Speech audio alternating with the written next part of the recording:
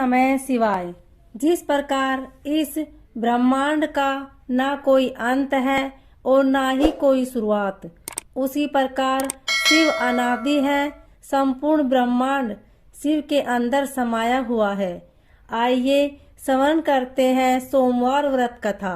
इससे पहले आप हमारे चैनल को सब्सक्राइब करें, बेल आइकन को प्रेस करें ताकि हमारी वीडियो की नोटिफिकेशन सबसे पहले आप तक पहुंचे। वीडियो को लाइक और शेयर जरूर करें।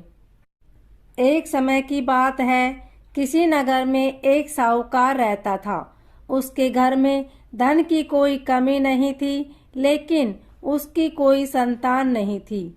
इस कारण वह बहुत दुखी था। पुत्र प्राप्ति के लिए वह प्रत्येक सोमवार व्रत रखता था और पूरी श्रद्धा के साथ शिव मंदिर जाकर भगवान शिव और पार्वती जी की पूजा करता था। उसकी भक्ति देखकर एक दिन माँ पार्वती प्रसन्न हो गई और भगवान शिव से उस साहूकार की मनोकामना पूर्ण करने का आग्रह किया। पार्वती जी की इच्छा सुनकर भगवान शिव ने कहा कि हे पार्वती, इस संसार में हर प्राणी को उनके कर्मों का फल मिलता है और जिसके भाग्य में जो हो उसे भोगना ही पड़ता है।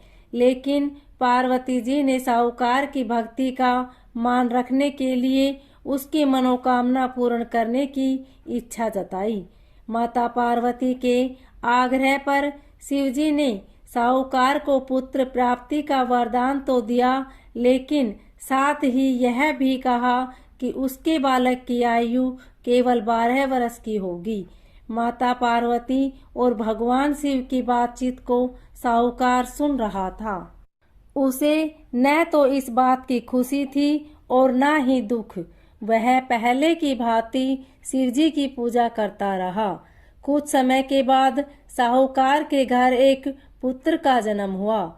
जब वह बालक 11 वर्ष का हुआ तो उसे पढ़ने के लिए काशी भेज दिया गया। साहूकार ने पुत्र के मामा को बुलाकर उसे बहुत सारा धन दिया और कहा कि तुम इस बालक को काशी विद्या प्राप्ति के लिए ले जाओ और मार्ग में यज्ञ कराना।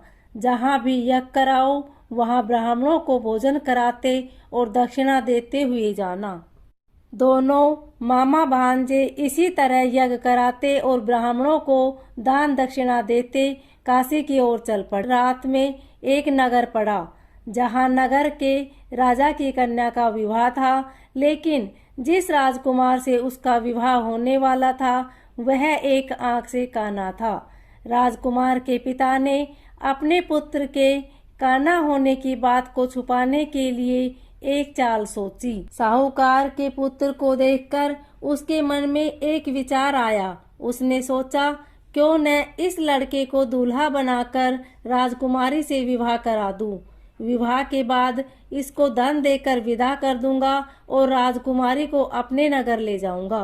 लड़के को दूल्हे के वस्त्र पहनाकर राजकुमारी से विवाह कर दिया गया, लेकिन साहूकार का पुत्र ईमानदार था। उसे यह बात न्याय संगत नहीं लगी। उसने अवसर पाकर राजकुमारी की चुन्नी के पल्ले पर लिखा, तुम्हारा विवाह तो मेरे साथ हुआ है, लेकिन जिस राजकुमार के संग तुम्हें भेजा जाएगा वह एक आंख से काना है। मैं तो काशी पढ़ने जा रहा हूँ। जब राजकुमारी ने चुन्नी पर लिखी बातें पढ़ी तो उसने अपने माता पिता को यह बात बताई। राजा ने अपनी पुत्री को विदा नहीं किया, जिससे बारात वापस चली गई। दूसरी ओर साहूकार का लड़का और उसका मामा काशी पहुँचे और वहां जाकर उन्होंने यज्ञ किया। जिस दिन लड़के की आयु 12 साल की हुई उसी दिन यज्ञ रखा गया। लड़के ने अपने मामा से कहा, मेरी तबीयत कुछ ठीक नहीं है। मामा ने कहा कि तुम अंदर जाकर सो जाओ। शिवजी के वरदान अनुसार कुछ ही देर में उस बालक के प्राण निकल गए। मृत भांजे को देख उसके मामा ने विलाप शुरू किया। संयोगवश उसी समय शिवजी और माता पार्वती उधर से जा रहे थे। पार्वती ने भगवान से कहा, स्वामी, मुझे इसकी रोने का सवर सहन नहीं हो रहा है। आप इस व्यक्ति के कष्ट को अवश्य दूर करें। जब शिवजी मृत बालक के समीप गए तो वह बोले कि यह उसी साहूकार का पुत्र है जिसे मैंने 12 वर्ष की आयु का वरदान दिया था। अब इसकी आयु पूरी हो चुकी है। लेकिन मातृभाव से विभोर माता पार्वती ने कहा कि हे महादेव, आप इस बालक आयु देने की कृपा करें, अन्यथा इसके वियोग में इसके माता पिता भी तड़प तड़प कर मर जाएंगे। माता पार्वती के आग्रह पर भगवान शिव ने उस लड़के को जीवित होने का वरदान दिया। शिव जी की कृपा से वह लड़का जीवित हो गया। शिक्षा समाप्त करके लड़का मामा के साथ अपने नगर की ओर चल दिया। दोनों चलते हुए उसी नगर में पहुंच जहाँ उसका विवाह हुआ था।